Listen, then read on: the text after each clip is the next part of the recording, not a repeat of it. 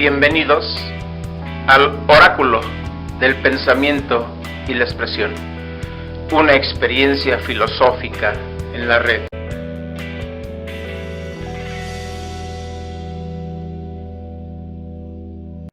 Hola a todas y a todos. Hoy, en el Oráculo del Pensamiento y la Expresión, abordaremos el tema de la metis griega.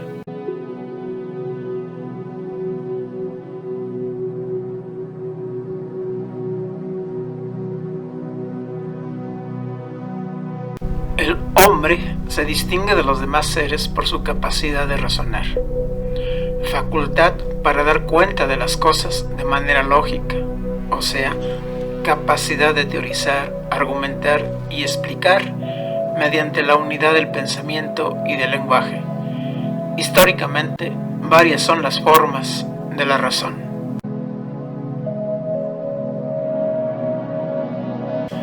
Se sabe que para la Grecia clásica fue el logos el modo de dar razón del mundo, que para la Edad Media fue la ratio, que valiéndose de la analogía y la semejanza, explicaba el sentido de la vida, en tanto se aceptaba que todo ha sido creado a imagen y semejanza de Dios.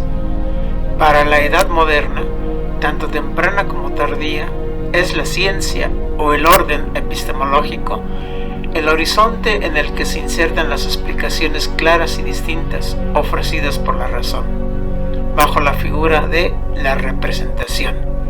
A esta forma de razón se le suele nombrar como Fernún. Para la época contemporánea, quizás el simulacro sea el modo en que la razón ofrece explicaciones, en tanto se asume que la realidad, en todas sus formas, ha migrado al universo de la información, en donde los referentes se configuran desde la teoría de sistemas. Así, a grandes saltos, estas cuatro formas o modos de razón han sido acompañantes del desarrollo de la cultura humana. Luego, si cada edad cultural haya o crea sus propias categorías de representación, sus conceptos de comprensión y de explicación, sus juicios de análisis, de inclusión y de exclusión que expresan el modo de relación que se puede establecer entre las ideas y las cosas, o bien entre el pensamiento y la realidad. ¿Qué forma o modo de razón existe antes del logos, de la ratio, la fernum o el simulacro? Específicamente, ¿bajo qué conceptos y horizontes de significación se concebía el mundo de la Grecia arcaica?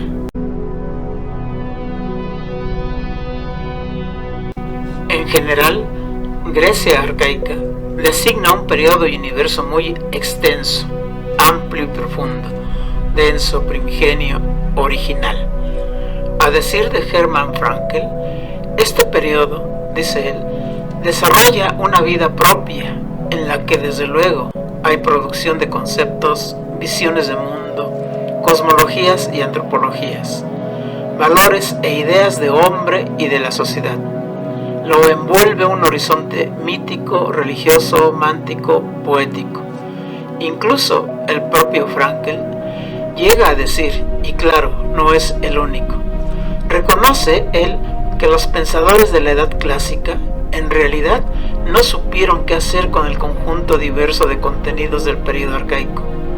Lo más práctico fue encerrarlo bajo el candado del horizonte de la opinión, a lo mucho calificarlos como sabiduría. Grecia arcaica, comúnmente conceptualizada en la historia de las ideas como el famoso paso del mitos al logos, lo cual indica que anterior a logos había o hubo una manera distinta de pensar el ser y el existir. Y así es, por ejemplo, Giorgio Colli, en su ensayo sobre el nacimiento de la filosofía, hace saber que la filosofía, antes de ser concepto, fue metáfora. Es decir, para Colli, la filosofía aconteció primero como literatura. También para Eduardo Nicol, está claro que antes de la filosofía fue la poesía. que antes de la ciencia, y esto a decir de Nietzsche, fue la sabiduría, o antes del reino claro y evidente del concepto, está el universo difuso, ambiguo y oscuro de la metáfora. Hermann Frankl, en su texto de Poesía y Filosofía en la Grecia Arcaica, periodiza a tal época bajo el siguiente enunciado. Dice: la edad arcaica va desde Hesiodo hasta Píndaro y Baquílides, pasando por los 7 sabios, la filosofía pura o de la naturaleza, la fábula, la tragedia, la comedia. La Grecia arcaica tiene un largo camino que recorrer.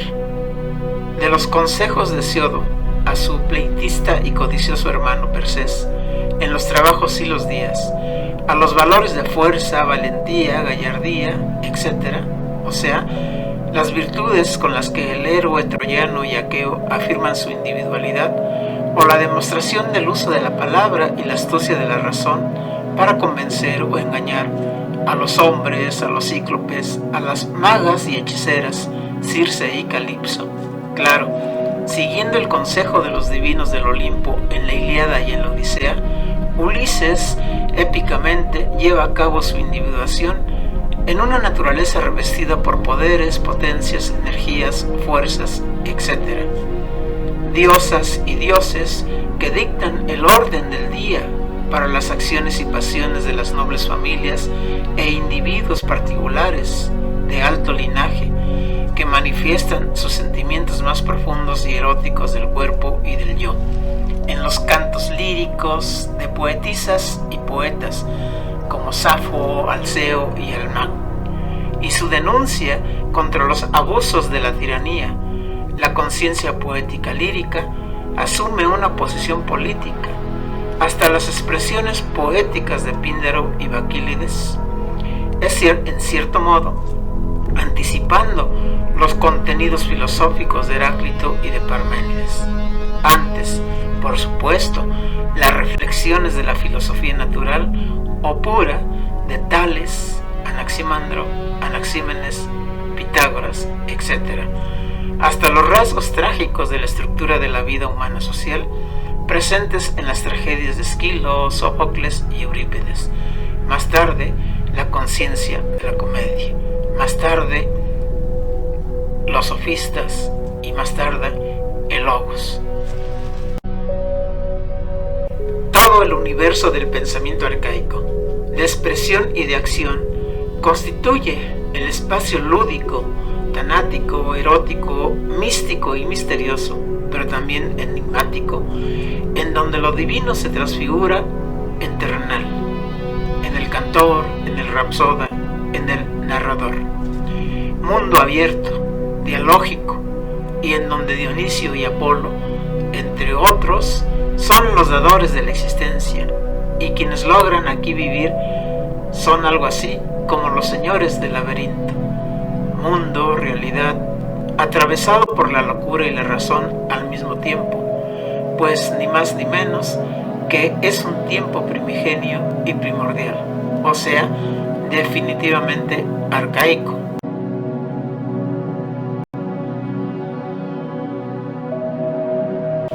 Si bien es cierto, en estricto sentido no existe una definición acerca de lo que puede ser designado como pensamiento arcaico, más allá de las referencias temporal e histórica de los siglos VII al V a.C., por lo que bajo una formulación general, aquí, en el oráculo del pensamiento y de la expresión, se arriesga la siguiente descripción, obviamente provisional. El pensamiento arcaico sería algo así como todo aquel conjunto de actitudes, actividades, comportamientos, expresiones y manifestaciones humanas que le permiten al hombre procurar el desarrollo de su existencia bajo la comprensión mitológica, religiosa y poética, pero también actividad lógica en la que se estructuran conceptos que se combinan con la percepción sensorial, la sagacidad, la previsión, la flexibilidad de espíritu y el sentido común, con afán de dar cuenta de la realidad o del ser.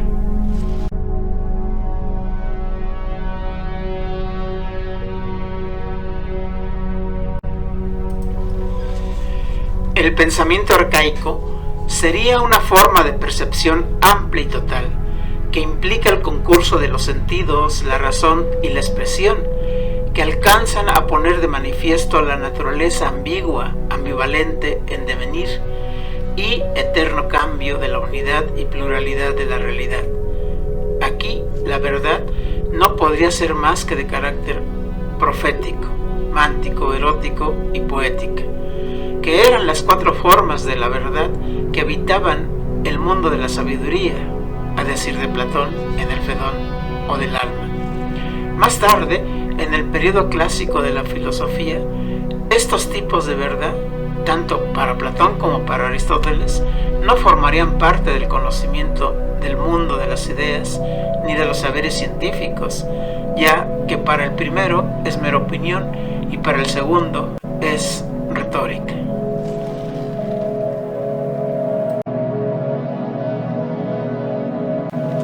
Igualmente, el pensamiento arcaico puede ser asumido, por tanto, como un discurso que utiliza un lenguaje dramático y espontáneo, que se identifica por sus connotaciones tanto poéticas como filosóficas y que nos colocan de alguna manera ante un saber y conocer que mantiene la autenticidad ontológica del fenómeno mismo, que no supone una zona velada por el propio fenómeno ni propone una elaborada ascesis intelectual para llegar a esa zona recóndita. Es decir, se presume aquí unidad entre el ver y el pensar, y no es necesario representar aquello que directamente aparece ante los sentidos y a la razón. Para el pensamiento arcaico era patente que la realidad, de alguna manera el ser, es cualquier cosa y todas las cosas que podemos ver y conocer. Quizás entonces la realidad no guardaba ningún misterio. El ser, la realidad, se mostraba en su ser mismo. No requería de demostración alguna, es decir, no requería ser representada. El pensamiento arcaico es algo así, en síntesis, como una mirada que le otorga al hombre la capacidad para advertir la realidad como presencia, como aquello que se pone de manifiesto de modo inmediato, completo, concreto, plena al sentir, al pensar y al expresar. Por tanto, como lo designaban los propios griegos, la presencia es apofántica, es decir, no requiere para ser de otra cosa más que de sí misma. Sin embargo, por esta cualidad se le manifiesta al hombre como ajena, extraña, asombrosa y admirable. También y de manera espontánea, por medio del pensamiento arcaico, el hombre conviene en manifestar que la realidad se evidencia como verdad, independientemente de si el fundamento es racionalista o empirista, y de si puede ser expresada metafórica o conceptualmente. Un pensamiento, el arcaico, que vitalmente describe el ser del fenómeno sin pretensión de apropiación, o sea, de adueñamiento y afán administrador. En todo caso, el pensamiento arcaico, bajo la condición del comprender libre y desinteresadamente las cosas.